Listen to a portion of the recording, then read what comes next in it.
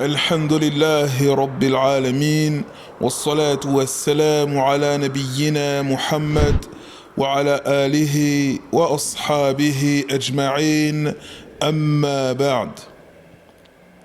Mes très chers frères, mes très chères sœurs, Allah subhanahu wa ta'ala, notre Seigneur, est un Seigneur tout-puissant, un Seigneur capable de toutes choses, un Seigneur, la ilaha illahu, juste et équitable, empli de douceur, d'affection et de miséricorde.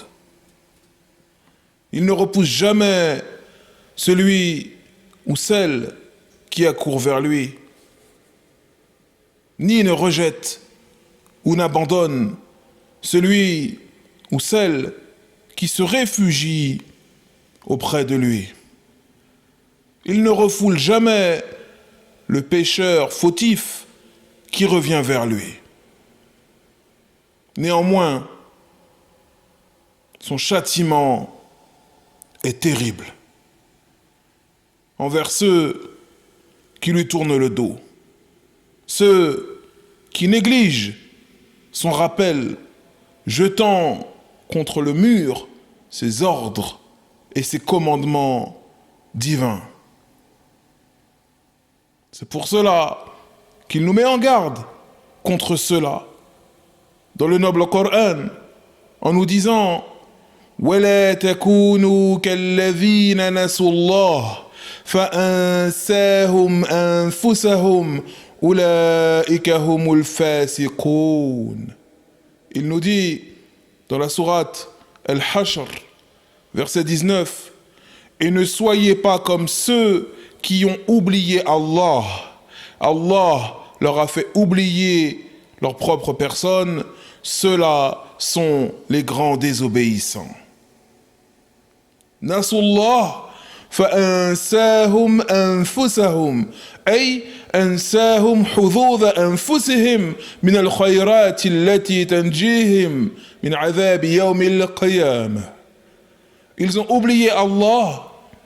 Alors, Allah leur a fait oublier leur propre personne. Que signifie cette parole? Cette parole signifie qu'Allah leur a fait oublier d'œuvrer dans le bien.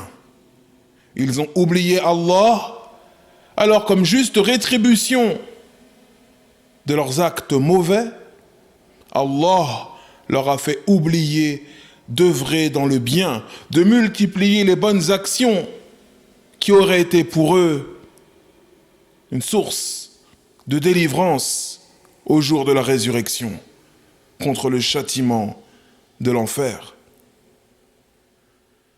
De même, concernant ceux qui volontairement choisissent l'égarement plutôt que la droiture, il nous dit فَلَمَّا زَاغُوا أَزَاغَ اللَّهُ قُلُوبَهُمْ وَاللَّهُ لَا يَهْدِي الْقَوْمَ الْفَاسِقِينَ.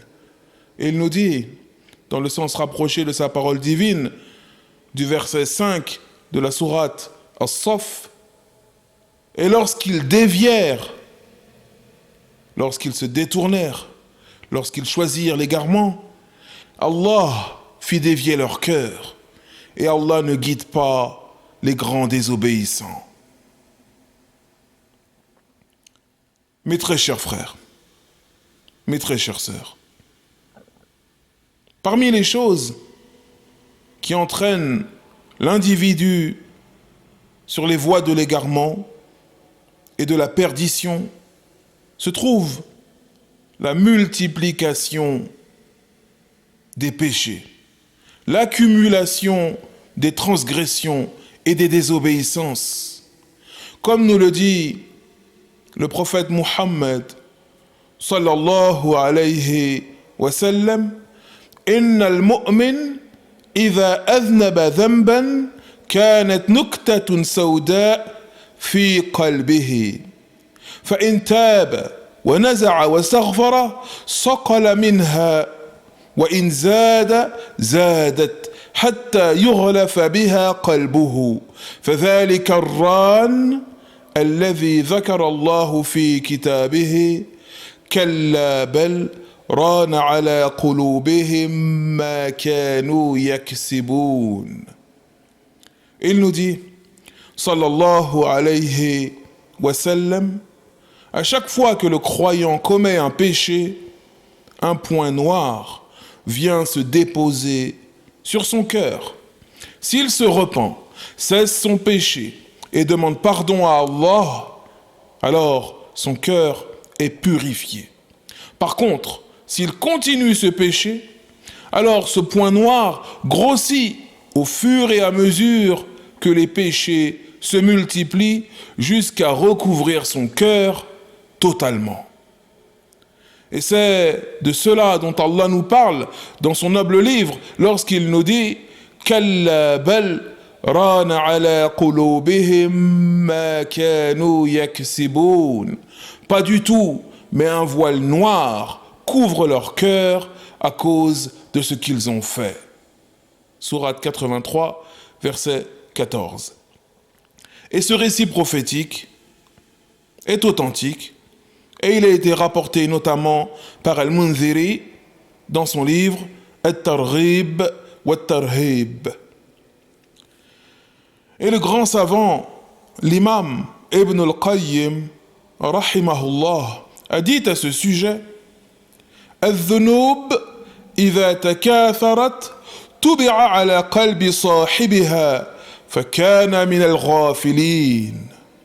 Il a dit dans son livre Ad-Da' wa Ad-Dawa', les péchés, lorsqu'ils s'accumulent chez une personne, ils finissent par s'imprimer et laisser leur empreinte sur son cœur.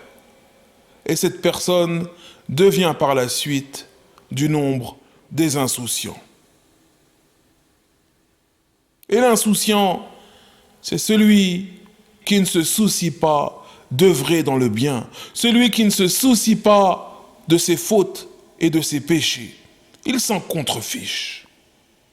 Ainsi, mes très chers frères, mes très chères sœurs, lorsque la personne multiplie et accumule les péchés, les transgressions, les désobéissances, un voile noir, opaque, vient couvrir son cœur. Un voile noir et opaque vient couvrir son cœur, ce qui l'empêche de voir la vérité. Et pire que cela, son jugement et sa faculté de discerner le vrai du faux, le bien du mal, son système de valeurs est renversé. Le bien devient détestable pour lui et le mal devient acceptable. Car sa conception des choses a été retournée, inversée. Et comme a dit l'un des grands savants de nos pieux prédécesseurs, et il s'agit du noble compagnon Abdullah ibn Mas'ud radiyallahu anhu, il a dit Inna al-mu'min yara dhunubahu ka'annahu qa'idun tahta jabal yakhaf an yaqa'a alayhi wa inna al-fajir yara dhunubahu kathubab marra ala anfihi. Il a dit le croyant authentique, véritable, voit et considère ses péchés comme une montagne. Il craint qu'elle ne s'abatte sur lui. Tandis que la personne dévoyée, la personne débauchée, celle qui croule sous les transgressions, eh bien, elle voit ses péchés, ses désobéissances, telle une mouche passant sous son nez. Et ce athar, ce récit, est authentique. Il a été rapporté par l'imam al-Bukhari. Mes très chers frères, le véritable croyant son cœur est vivant. Lorsqu'il faute, il se ressaisit, il se rectifie et demande pardon à Allah, subhanahu wa ta'ala. Et c'est ainsi que nous devons être. Nous ne devons pas nous laisser aller à l'insouciance, à la négligence, au jean-foutisme. Non. Et comme disaient les pieux prédécesseurs, comme l'a rapporté Ibn Taymiyyah, et on trouve cette citation dans son recueil d'avis juridiques, Majmou' al-Fatawa, tome 10, page 11, les pieux prédécesseurs disaient « Inna min thawab al-hasana, al-hasanatu ba'daha, wa inna min uqubati as-sayyi'a, as-sayyi'atu ba'daha » Il disait, parmi les récompenses de la bonne action, il y a la bonne action qui vient juste après. Et parmi les châtiments du péché, il y a le péché qui vient après. Et effectivement, lorsqu'une personne commet un péché et le néglige, bien souvent, un autre péché vient juste après. Lorsqu'une personne commet un péché et ne s'en soucie pas, bien souvent, un autre lui succède. Regarde, ces jeunes que tu vois aujourd'hui, écoutant cette musique satanique qu'est le rap, qui écoutent en boucle des paroles qui les appellent à glorifier la violence, les rapports charnels hors mariage, la consommation et la vente de drogue, ce genre de choses, eh bien tu vois sur eux la marque de cette musique satanique. C'est-à-dire que ce péché d'écouter le rap a entraîné un autre péché qui est qu'ils s'inspirent des paroles qu'ils entendent et qu'ils essayent de ressembler à tous ces rappeurs malades et dévoyés. De ce péché a découlé d'autres péchés. Pourquoi ? Car les péchés appellent les péchés. Un autre exemple, une assise de rappel. Un frère se rend à une assise de rappel. Et le fait de se rendre à une assise de rappel, c'est une bonne action. Donc il s'y rend en avance. En attendant le dars, en attendant le cours, il va faire du dhikr. Ou alors il va multiplier les prières non obligatoires. Ou peut-être qu'en passant devant la boîte où on met les aumônes, il va glisser une pièce. Puis il va s'asseoir, écouter le dars, écouter le cours. Et c'est bien sûr une bonne action. De cette bonne action va découler d'autres bonnes actions. Il va apprendre sa religion. Il va mettre en pratique ce qu'il a entendu. Il va peut-être transmettre ce qu'il a entendu. Ceci va susciter en lui l'envie de glorifier Allah, l'envie de lire plus le Coran, l'envie d'œuvrer dans le bien, etc., etc. De cette bonne action a découlé d'autres bonnes actions. Et ce qui illustre tout cela, c'est l'une des paroles de l'un de nos pieux prédécesseurs une nouvelle fois.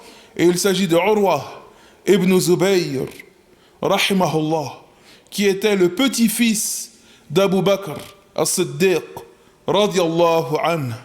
Et Urwa ibn Zubayr a dit إذا رأيت الرجل يعمل الحسنة فاعلم أن لها عنده أخوات فإذا رأيته يعمل السيئة فاعلم أن لها عنده أخوات فإن الحسنة تدل على أخواتها وإن السيئة تدل على أخواتها. Il a dit, si tu vois une personne œuvrer dans le bien, faire une bonne action, eh bien sache qu'il a d'autres bonnes actions qu'il accomplit. Et si tu vois une personne commettre un péché, une transgression, une désobéissance, eh bien sache qu'il a certainement d'autres péchés dans lesquels il a sombré. Car la bonne action est la preuve, la carte de visite de ses sœurs, tout comme la mauvaise action est la preuve, la carte de visite de ses sœurs. Et cette parole a été rapportée par Ibn Abi Shaybah d'après une chaîne de transmission authentique et on la retrouve dans Al-Musannaf. Et effectivement, les bonnes actions appellent les bonnes actions, tout comme les péchés appellent les péchés. Prends le temps de t'observer toi-même et tu verras, tu constateras cela. Bi'idhnillahi tabaraka wa ta'ala. Et l'imam, le grand savant, le cheikh Abdul Aziz ibn Baz, rahimahullah, a dit Inna al-mu'min yanbaghi lahu an yajtahida fi muwasalati al-hasanati wal-a'mali as-salihah. Il a dit, le croyant, il convient qu'il fasse des efforts afin de multiplier les œuvres pieuses et que ces œuvres pieuses se suivent, se succèdent. ويجتهد في ذلك حتى تكون سجية له. Il doit s'efforcer en cela afin que ceci devienne pour lui une seconde nature. Afin que ceci devienne chez lui une seconde nature.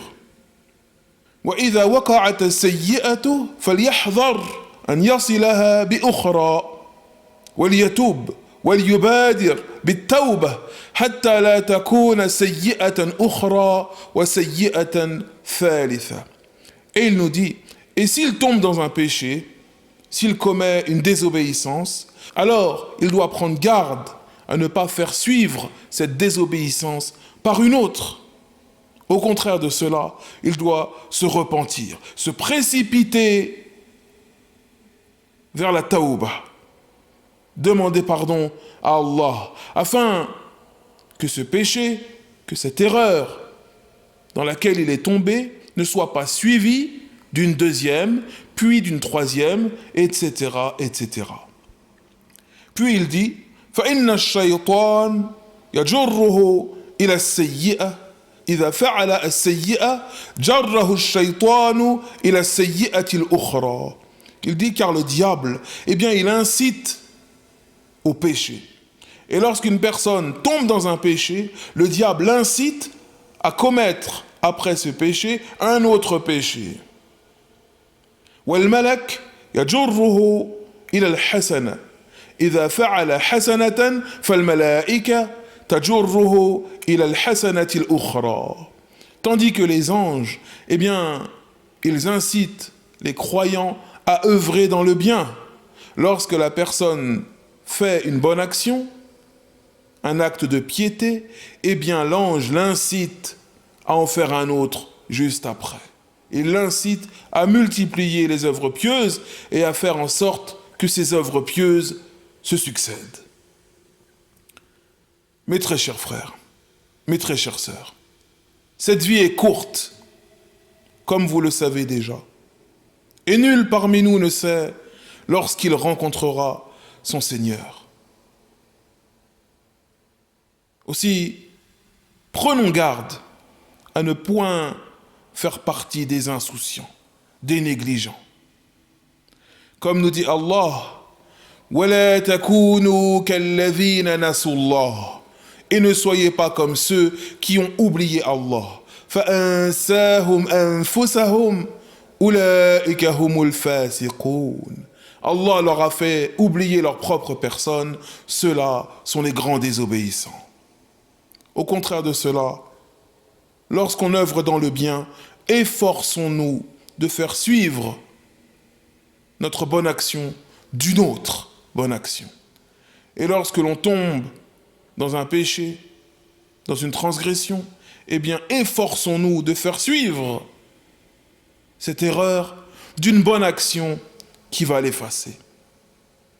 هذا وصل اللهم على نبينا محمد وعلى آله وأصحابه أجمعين والحمد لله رب العالمين.